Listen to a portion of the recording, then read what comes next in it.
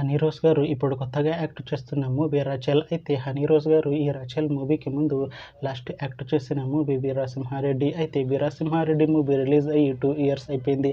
అయితే Veera Simha Reddy movie release అయ్యి మంచి హిట్ అయింది. అయితే వీరసింహారెడ్డి మూవీతో హనీ రోజ్ గారికి ఒక మంచి హిట్ వచ్చింది.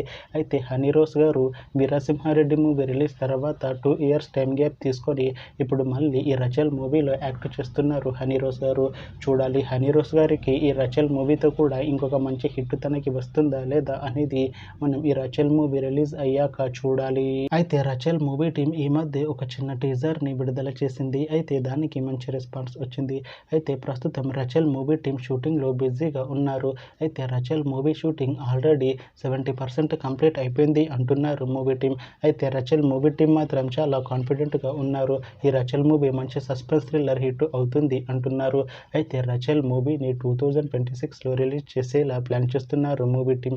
చూడాలి రచల్ మూవీ రిలీజ్ అయ్యాక మంచి హిట్ అవుతుందా లేదా అనేది మనం ఈ రచల్ మూవీ రిలీజ్ అయ్యాక చూడాలి. Thanks for watching this video friends. మీకు ఈ వీడియో నచ్చితే ఈ వీడియోని లైక్ చేయండి. ఇంకా ఇలాంటి మూవీ అప్డేట్స్ కోసం ఈ ఛానల్ని సబ్స్క్రైబ్ చేసుకోండి.